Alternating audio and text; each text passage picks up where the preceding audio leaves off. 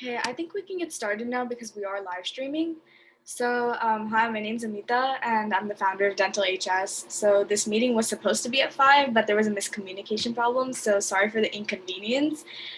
Today we have with us Kristina Padilla. She's a first-year dental student, and before we start, I'll let you guys know, you guys can put questions in the chat, and we can go over them after the presentation. And we're also going to be putting up a quiz after the entire meeting, and you have to get a 75% or above to get the hours for this meeting. So now you have the floor, Kristina, you can start. Okay, hi. And also, it's totally my fault with the time because I'm in Pacific Standard Time, so I just want to apologize if you were here at 5 your time. But okay, so I'm going to present about how I got into dentistry, my journey, and then just a little bit about what I'm doing right now because it's new. Like the first year students this year are doing something completely different than previous first year students in dentistry. Oops. Okay. So I just wanted to try this out because my professors do this. If you type this into your phone, I just wanted to see why, why you guys are interested in dentistry or what you like about it. Or if you're here for med stuff, you could say why you like that. But just type this into your browser and then I'll pull it up.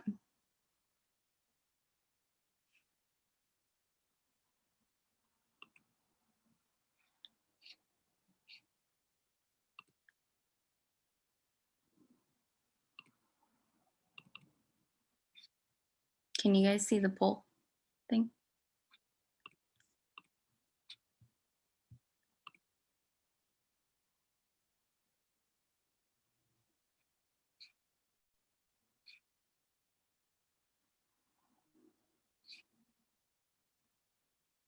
Okay, I'm not sure if this is working. Can you guys see the thing and it says they can see it. It's okay. Yeah. All right. And then if you don't say anything, it's okay. I'll just move on. I'll give you like 5 seconds. They will be muted, just letting you know, so they won't be able to say anything. Okay. Or I think they are able to post it in the chat if they have any questions. Oh, okay. I'll just go back to the presentation. Here we go. All right. Okay, so what is dentistry? I got this quote from Padilla, which is the American Dental Education Association. And it says the dental profession is the branch of healthcare devoted to maintaining the health of teeth, gums, and other tissues in and around the mouth. So this is like the most, I feel like, basic definition of what dentistry is, but it is a lot more than that. Like as a dentist, you need to know business. Even if you're not owning your own practice, just like knowing costs of treatments and how to talk to your patients about like financial things. Sometimes they won't be able to afford something. You just also need to know the business side. There's a artistic side of dentistry. Even if you're not interested in doing cosmetic dentistry, there's you need to replicate the anatomy of teeth when you fill them, and it's really artistic and fun. So that's another aspect of dentistry. And then also you're a teacher too, because when you're talking to your patients, you need to help explain how they can better take care of their oral health and just like help them as well. So it's a lot more than I think this definition covers. So yeah. And then today I just thought this was fun. I looked up common traits of a dentist, and it says detail-oriented, a leader, artistic, good communicator, caring and empathetic, and trustworthy. So I thought these were cool, and I think there's a lot more to dentistry and a dentist than just this, but I thought the detail-oriented one was like huge because you're working on tiny teeth and you have to like be very, and you'll screw up at the beginning too, but you have to be very detailed, do outlines that are tiny and like be within sizes that are like 0.5 millimeters and things like that. So if you're if you get tired by details like that, I mean, I don't want to say dentistry is not for you because there's so many other aspects of it, but that's a big part that, at least as a first year student, I noticed that being detail oriented is important. And so the end of my journey is that I applied to 7 dental schools, and the 7 that I applied to are Western, UOP, UCSF, UCLA, and UOP is University of the Pacific. I don't know if you guys know that one. Loma Linda, USC, and then Oregon Health Sciences University. And then I got 4 out of the 7 interviews, which I was proud of because I was, I feel like when everyone applies, they think they're not going to get any interviews, even if you are a good candidate. And then out of those 4 interviews, I went to 3 of them just because Oregon got back to me kind of late and they weren't really ever high on my list, so I didn't go. But I don't know if that was the right way to go about it because I could have liked it, but I didn't go. And then I got waitlisted at UCLA, and then I got into the University of the Pacific and Loma Linda, and I chose Loma Linda. And so getting to this point, oopsies, sorry. Okay, so getting to this point, I did decide on dentistry in my 3rd year, but it's the whole process is a journey. In high school, I had a 4.3 GPA because I took a lot of AP courses, which I highly recommend because, first of all, going to a higher ranked college will help you in dentistry, but it's not really dependent on that because even if you went to a community college first and then went to there's so many different people in my class. There's people who started at communities, people who have master's degrees, all kinds of things. But I do think that going to UCSD for 4 years really helped me learn how to take hard courses and be a competitive applicant. So that all started with being a competitive applicant in high school. So I took AP courses. I was a track athlete. I was part of the National Honors Society. I think that's what NHS stands for. And then CSF, which is the California Scholarship Federation. So this is kind of like a very average high school applicant, I feel like it was nothing special. It's just the bare minimum, but it got me into UCSD. So I'm just really impressed that you guys are even here interested in figuring out your careers already in high school, or even whatever stage you are. I think it's super impressive because I was just, applying to colleges I want to go to college, and that's all that I knew. And that's it. So it's super cool that you guys are here. Just wanted to add that. And then I went to UCSD, and then I decided in the middle of my first year, I entered as an undecided applicant, which I do, I don't know if this work helped with applying for colleges, but at the UCs, they ask you for your 2 top majors. And I put chemistry, because I always like chemistry, put chemistry as 1 and undecided as 2. And I somehow got into all the schools that I put undecided as my second one, rather than 2 types of chemistry. So I don't know if it's because of the impacted major thing and being open to having an undecided second. I'm not sure if that's how it worked out, but it just worked out that way. So just a thought. But yeah, so I decided on specifically pharmacological chemistry because I wanted to do cosmetic chemistry at that time, because I'm really interested in beauty products and cosmetics and things like that. I'm always the friend who's doing my friend's makeup and nails and things like that. So I always thought that I wanted to make those products and do research and development in that. So I went with the pharm chem major. And then I did a business minor because I thought if I create some type of product, I want to be able to market it and sell it and know that side. So I did that minor. But crazy, it all worked out for the better with dentistry as well. But then in my second year, I was taking all these lab courses, and I was just like, you know what? I don't like sitting in lab. I don't like not like working with people. If I make products, I want to apply them on people or like work with the people that I'm making the products for. So I realized that being a chemist really wasn't for me. Like I liked chemistry, but just I want to work with people. And so I was lost. And then I ended up going to get my wisdom teeth taken out. And I was talking to the oral surgeon about this. We had like a heart to heart.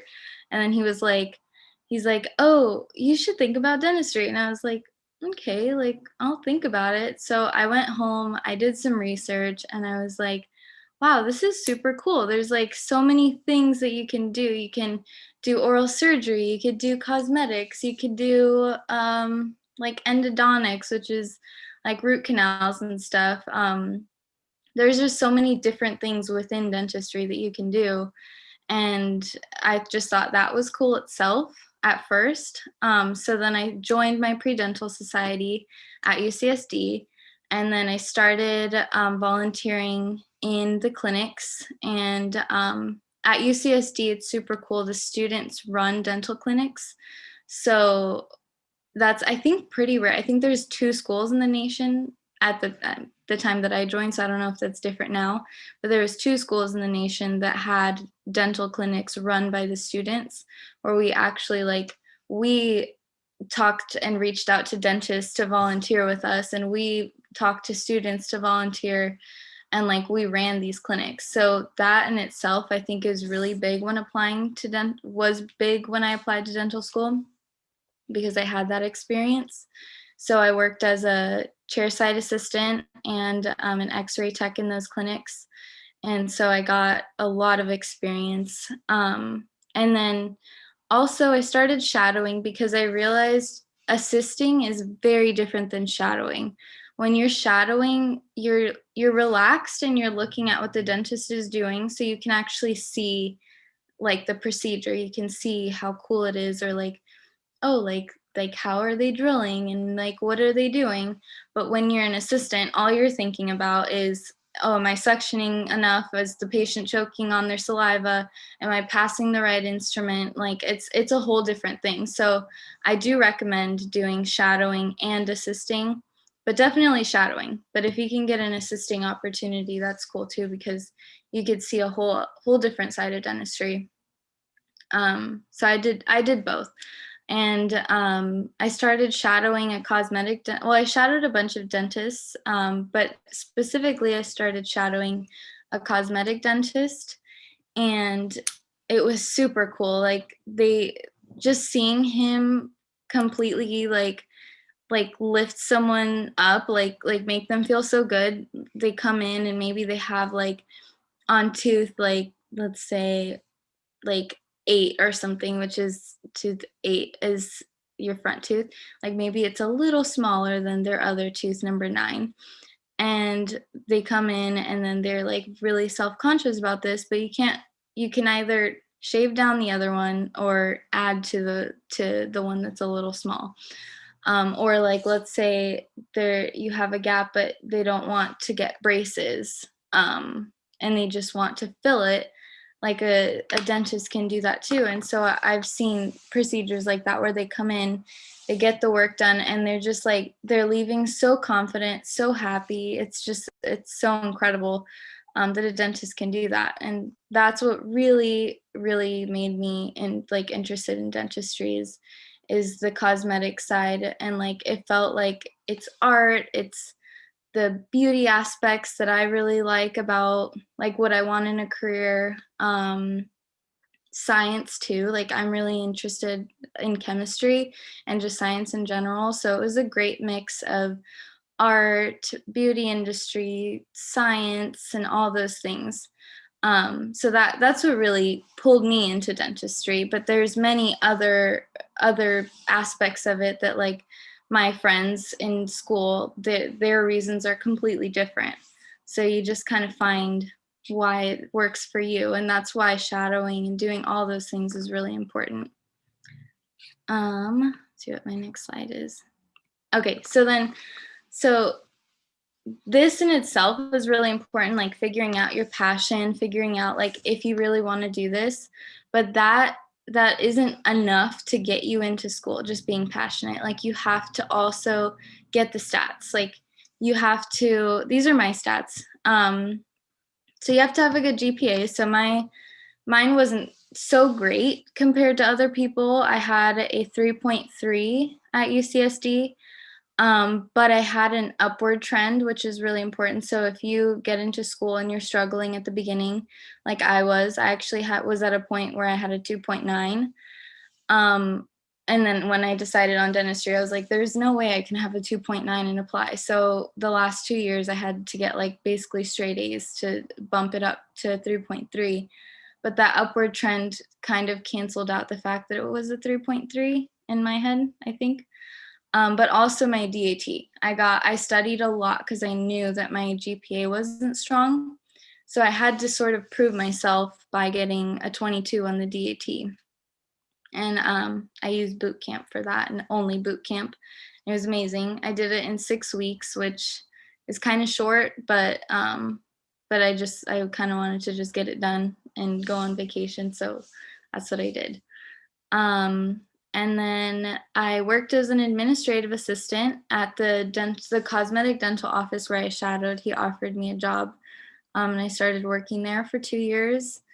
And then I have my X-ray license, which isn't really necessary, but I put that there because I have to say, like, I'm so thankful I have my X-ray license because I know so much about the teeth. Like X-rays are pulled up all the time, and like sometimes you have to just be able to recognize what tooth number it is. And you learn that in dental school, but already knowing that, I feel way more relaxed about that stuff. So I do like that I have my X-ray license. And then I started a community service organization at my school called Glamour Gals, where we would go to senior homes and we would do their nails and makeup, just kind of to like help them because they're really lonely, and it was fun, and I really like doing nails and makeup, as I said earlier, so I did that. And then I volunteered at the clinics, as I said, and then I was the department head of social media for my pre-dental society, because I like that, doing that stuff. And then I had 80 hours of shadowing, which I know is kind of low, but I did work as a dental assistant and worked in the clinic, so it kind of like evened out. So that's another thing, is like there's no one way of getting into professional school. Like you can't just look at someone's journey and like go, oh, that's how they did it, okay, that's how I should do it. Like there's you do your own way, like you take your own path and you don't stress about it. Mine's completely different than someone else's. Like it's just about doing things that you love, and just really like I think that's how I'm going into my next slide, actually. So what makes a dental school applicant stand out? And I really think that this is about having your application be your passions, rather than just being like what everyone has. Like you don't want to have 150 shadowing hours, you do want, but I mean like you don't want to just like do what everyone's doing. Have the hours, be a head member of your pre-dental society, do this and that and this and that, and then it's just like what everyone's doing, but you don't speak about it with passion. You don't feel excited about it. You feel drained by the end of the day because you're just doing things that you don't love, and that you're just doing things to get into dental school or get into professional school. And I really think, although you think that you're doing yourself a favor, you're not, because you want to be passionate. That's what makes your application stand out. You want to do things like for example, my Glamour Gals thing that I just mentioned was talked about in all of my interviews, more than working at a dental office or volunteering at clinics. Like they asked me about that. They said, "What did you learn from that? Why did you do that?" And when I talked about it, I could tell like they were really excited about hearing me be excited about it. And I did learn a lot. I learned leadership skills, which is really important as a dentist, empathy, which I were like not learned empathy, but like it was something where you're working with people and you're like volunteering and things like that. It's another side of dentistry that's not specifically working on teeth, you know? So I really think that that's what makes an applicant stand out is just doing you, you know, make your journey you, do what you want and just be authentic and your application will be so easy to fill out. Like I mean, it was hard to write my personal statement, but once I knew what I wanted to write about, I was passionate about everything because I was like this journey was my journey and it's different than everyone else's and a lot of people in my class had these different unique stories and journeys. So don't compare yourself to anyone and just do you. And grades are very important. Sadly, that's like very, very important. That's number one. And then the be yourself part. And then there's my degree. Just wanted to share that because even though I'm in dental school, I am proud I got a bachelor's degree. And then here is my life as a first year student. So I got this from the website because I forgot to take a picture in Sim Lab. So this is the simulation lab. You see here, I don't know if you see, do you see my mouse? Yeah, okay. So here's or not mine, but here's a mannequin head and you attach a typodont, which I'll show you later. It's like the teeth, you attach it here. You have a screen here, your light, your chairs, and yeah. Okay. So at the very beginning of dental school, you'll do waxing, which I remember thinking, what the heck is waxing? And people always talk about waxing teeth, and you're just like, what does that even mean? So it's super, super fun and simple. Not simple, but like a simple concept. So you take this wax, you melt it with this heat thing here. It gets hot. Take some wax, and then this was the first project that I did. And you fill, there's little holes here, and there's different, like this was flat, this was convex, and then this was just kind of sort of like a tooth. And then you want to fill it, but also match what the surface is. So you don't want to make this flat because it's convex, and you want to add some grooves here. So you learn that with wax because working with composite and amalgam, composite, the white filling, and amalgam, the silver filling, is a lot harder. So you want to learn how to use your tools with wax because it's simple. So you can learn how to do anatomy in your teeth and things like that. So it's a good starting point. And this is how you started off. So I wish I took a picture of it without the wax first. This isn't done though. But so you see here I used pencil and I drew out the most like significant lines, like the lines that popped out the most. And then you use a pencil kind of like shade and you'll see. And then you try to replicate just those lines with the wax. And then you fill it in with the wax and then you do your shaping to try to match it. So it's really fun actually. Like I'd put TV on like Netflix and then just do it because we did it at home because of COVID, and then just like carve teeth all day. And you learn the anatomy of the tooth that way. So it's super cool. And then this was my first assessment in the sim clinic. So it was just waxing. It's a pre-prep tooth, which means it already had the hole for the filling. And then we took wax and did a filling. So then I tried to replicate the anatomy there with the wax. And then this is digital dentistry. It's a horrible photo, but it's the only one I had of it. So we we like did our preps, and then we took, because we're at Loma Linda, it's super, I don't know how other schools are, but everything that comes out, I feel like they get, like they're very advanced in like education. Like they're always teaching us the newest things, having the newest like devices and things like that. So we were learning digital dentistry, and we scanned like, rather than doing, when you, I don't know if you guys had braces, but when you get them, you kind of like bite into this material, and it replicates your teeth. And so nowadays they still do that, but now they can take these scanners and go into your mouth and get the teeth there. So I didn't do a great job on the scan, but yeah, usually like there wouldn't be spots and no holes in it or anything. And then this is my like little setup. I have this is a typodont. Typodont is just fake teeth in like a little mouth. And then here's a composite gun with the composite in here. Here's some bonding that you put before the composite. This is a rubber dam, which I'll show you in a picture later. Some flowable composite, and this is packable, so it's just different viscosity, I think is the word for that. And then these were my first fillings. So this is after I like created the anatomy. The prep was a little wide, but I thought I did the fillings like pretty well in this picture.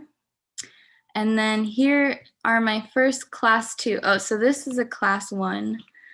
Class 1 is when you just like, it's just a carving, I guess, of the top surface. So a preparation of the occlusal surface is the fancy way of saying it. And then this is a class 2 preparation. So it's the top surface and one of the sides. And so the technical way is class 2 preparation, and this is the occlusal surface, and this is the mesial surface. And then here is a filling of a class 2 preparation, but this is before I polished it. So if you look at this one, it's like very shiny and polished, and I put anatomy into it. And this is when I just fill it, and this is like when you cure it, and you still have to work on it. So it doesn't look amazing, but I just wanted to show you what that looks like too. And this is a rubber dam. So a rubber dam is kind of a way that a lot of dental students do. I think like we all have to.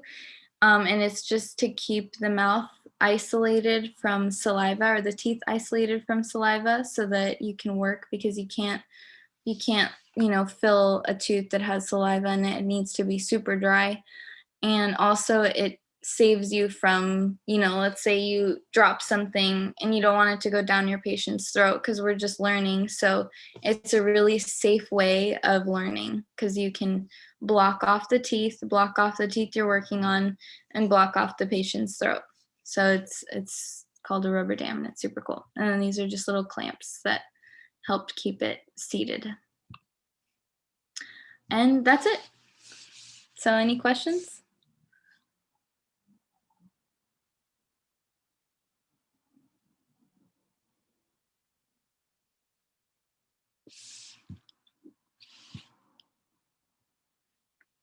Let me stop share.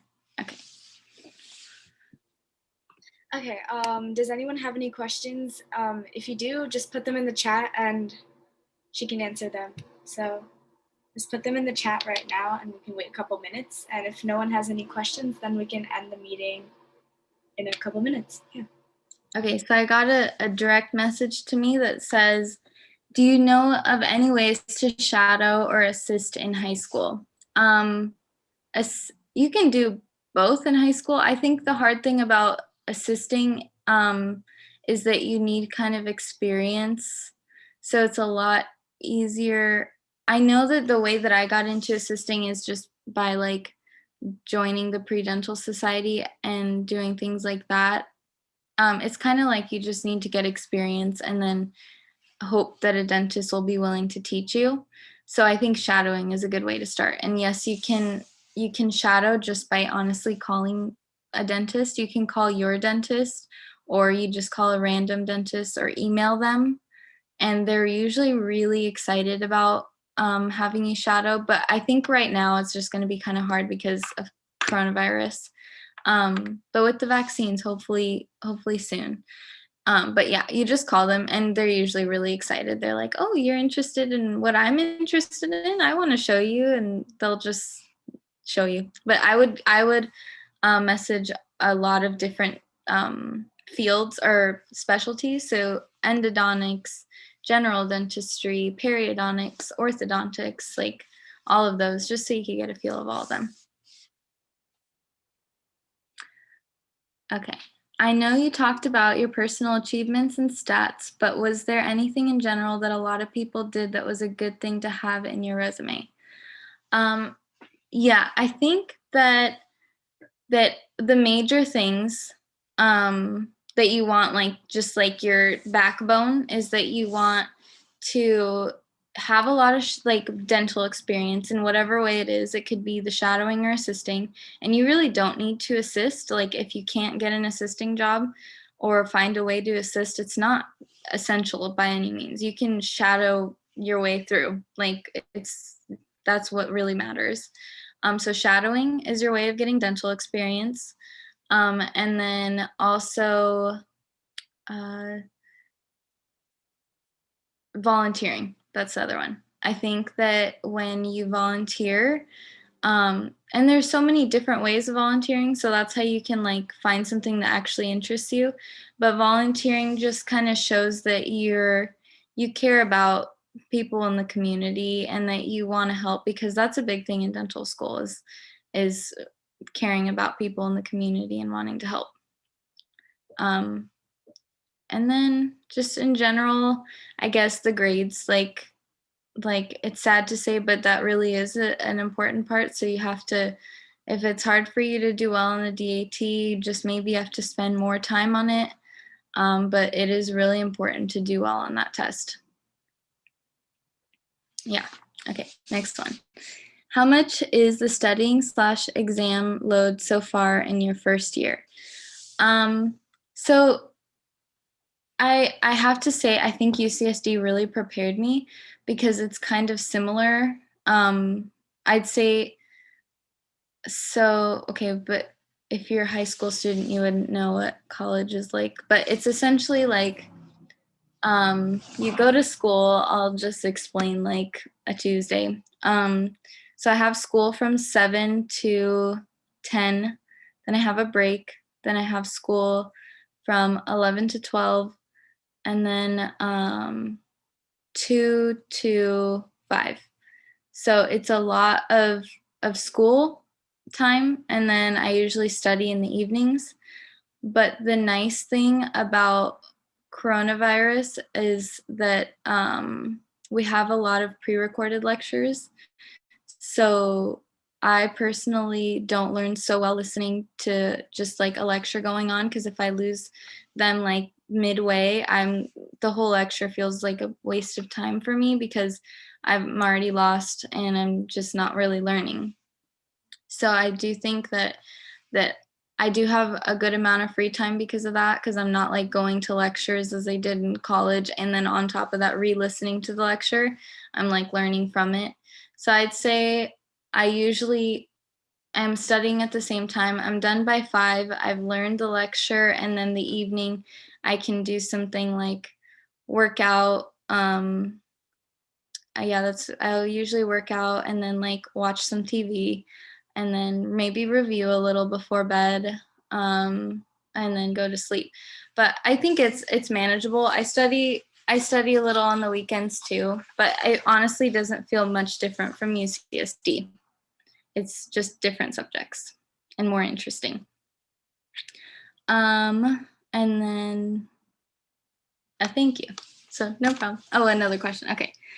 I know you talked about the many opportunities you had as an undergraduate student, but are there things we should start doing now as high school students to stand out in college applications? So I do think that's another thing that is very similar to applying to dental school, in that you should do something aside from your AP courses. You do need, I would say, to do AP courses or honors courses, because they're more similar to college courses and it'll show that you can do well. And then take your SAT, if that's still the thing, and do well on that. And then I would say I did a lot of volunteering because of the National Honor Society. So if you're not in that, which I do recommend being in, if that's also still a thing, I would recommend doing that, and then doing a lot of volunteering, because that matters. I know a lot of my friends did those like hospital volunteer things where they do 100 hours. That's probably really good if you're interested in professional school and looking good and like explaining that in your applications. But try to do kind of the similar thing, like do stuff like volunteer opportunities that you're interested in, do things outside of school that represent you, and also get the best grades that you can.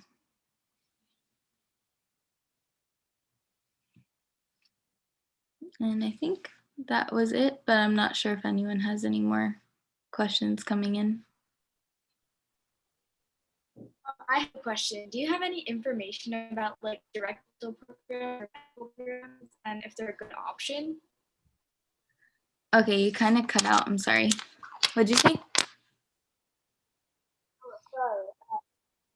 Do you know anything about direct dental programs and if they're a good option for high school students?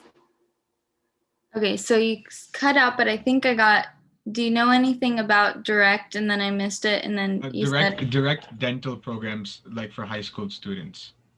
Oh, okay. So like applying for an undergrad that's like pre-dental major kind of thing? Yeah. Okay. I do think if you do, actually that would make you stand out a lot if you could find a school that had a pre-dental and you're 100% sure you want to do it, because a big thing about your application is they want to know that dentistry is what you want. Like, that's why shadowing is so important, and that's why dental experience is so important, is only because they want to know, have you been exposed enough to know that this is what's for you? So if you're going in and you're already a pre dental major and you like it, and you know, and you're getting all this experience, I do think that that's good. Like it's only going to help you, because it's only showing that that's your interest and you're sticking to it and this is what you want.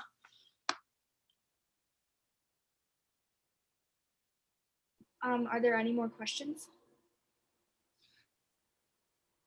If there are not, then I guess we can end the meeting. Thank you so much for presenting. It was fun. Hope it was helpful. It was. Thank you so All right. much. Have a good night.